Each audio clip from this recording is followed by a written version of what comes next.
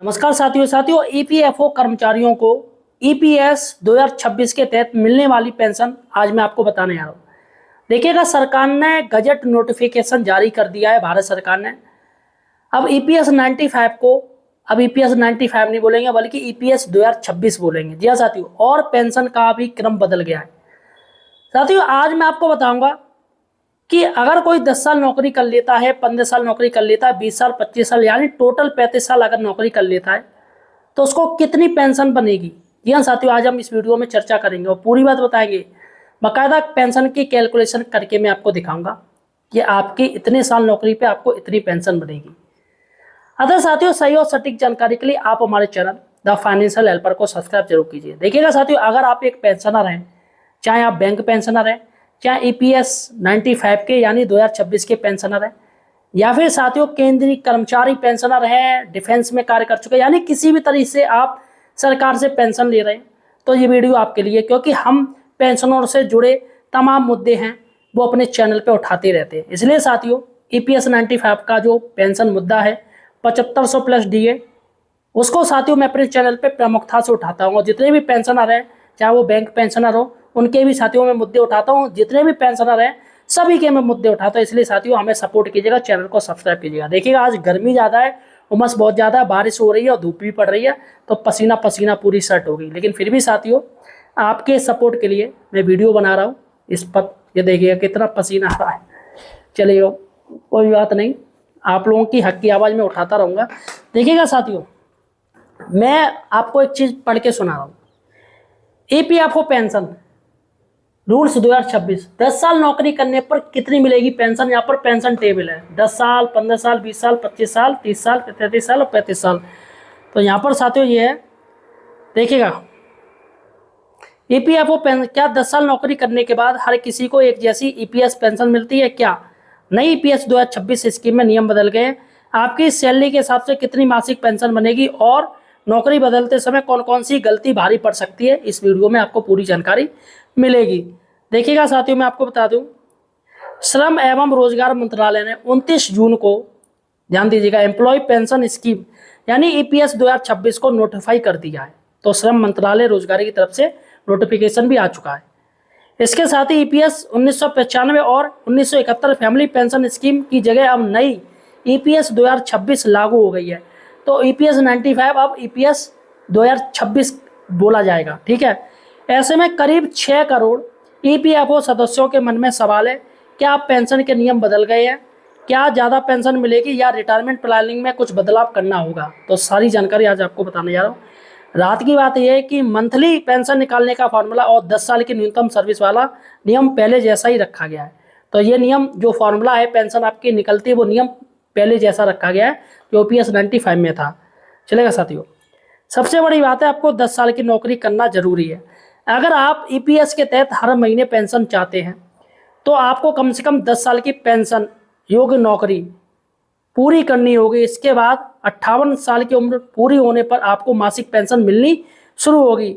अगर आप चाहें तो 50 साल की उम्र के बाद कम पेंशन के साथ अर्ली पेंशन भी ले सकते हैं। जी हाँ साथियों, 50 साल की उम्र के बाद भी आपको कम पेंशन मिलेगी, लेकिन जल्दी आप ले सकते हो। ठीक है, बहुत से लोग 60 साल के बाद ही लेंगे। लेकिन अगर आपको 10 साल की नौकरी पूरी नहीं की, अगर आपने 10 साल की नौकरी नहीं पूरी की है तो क्या होगा, तो आपको हर महीने पेंशन नहीं मिलेगी। ऐसे में आपके पास दो ही विकल्प है, या तो ईपीएस का पैसा निकाल लें या स्कीम सर्टिफिकेट लेकर आगे की नौकरी में अपनी सर्विस जोड़ दें।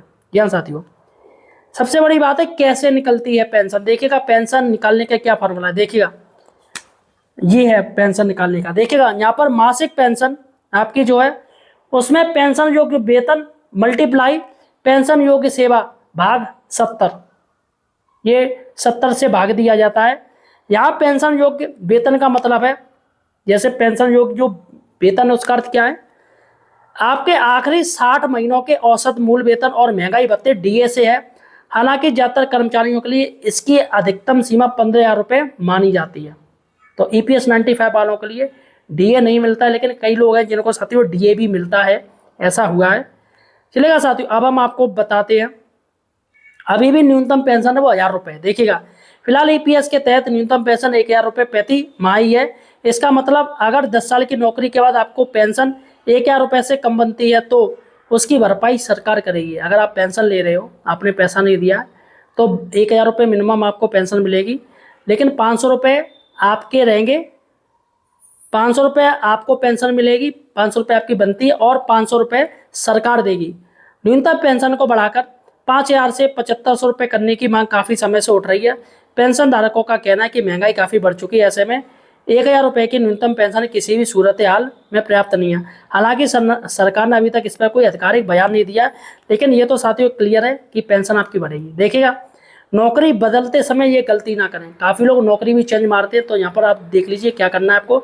अगर आप नौकरी बदल रहे हैं तो ईपीएफ और ईपीएस को नई नौकरी में ट्रांसफ़र कराना जरूरी होता है।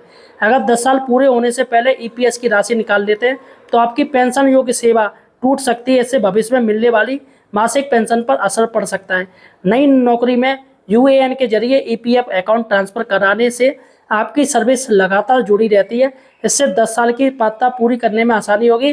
फिर आपको रिटायरमेंट के बाद मासिक पेंशन का भी लाभ मिल सकेगा। देखिएगा साथियों, मैं आपको बता दूं कितनी पेंशन बनेगी आपकी, देखिएगा चलेगा। सबसे पहले हम चलते ये वाली 10 साल वाली। यहाँ पर है आपका नौकरी के साल, यहाँ होगा साल, ईयर्स होगा, यहाँ होगी पेंशन, मासिक पेंशन।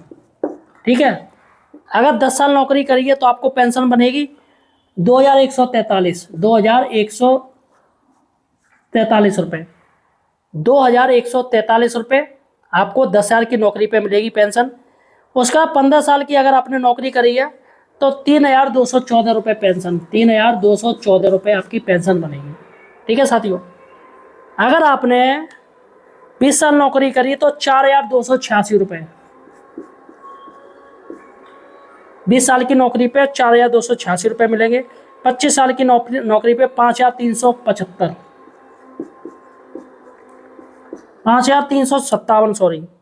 उसके बाद 30 साल की नौकरी पे आपको 6,429, 30 साल की नौकरी चाहिए। 33 साल की नौकरी पे आपको 7,071, 7,071 रुपये पेंशन मिलेगी। और 35 साल यानी ये लास्ट है, 35 साल अधिकतम, यहाँ पर आपको 7,500 रुपये मिलेगी, 7,500 रुपये। सबसे बड़ी बात है कि जो पेंशनर हैं वो चाहते हैं ये जो पेंशन इनको अभी मिल रही, वो चाहते हैं सीधे हमें 35 साल वाली इसकी मिले, जो 75, यहाँ पर बात हो रही है 7,500। तो सरकार से मांग हो रही है कि 7,500 प्लस डीए हमें दिया जाए। जी हाँ साथियों, और ये मांग उनकी जायज़ है, बिल्कुल मिलना चाहिए। भाई सरकार के पास इनका ही जो ये 6 करोड़ ईपीएफओ से जुड़े हुए हैं कर्मचारी, ऑल इंडिया में 6 करोड़ बहुत होते हैं। सरकार के पास इनका जो कॉर्पस फंड है वो 5 लाख करोड़ है। कितना? 5 लाख करोड़ रुपए कॉर्पस फंड है इनका साथियों, और उससे ही इनको पेंशन दी जा रही। अगर सिर्फ 25,000 करोड़ रुपए इनका खर्च हो रहा है और सरकार साल में 80,000 करोड़, 80 से 90,000 करोड़ रुपए ब्याज का पैसा आ रहा है उस 5 लाख करोड़ से। तो 80-90 हज़ार, अगर 80,000 भी मान लें तो 25,000 रुपया साथियों इसमें इनका खर्च हो रहा है साल का। गवर्नमेंट खर्च कर रही है 25,000 करोड़। तो ऐसे में बाकी का 55,000 करोड़ रुपए कहाँ चला गया?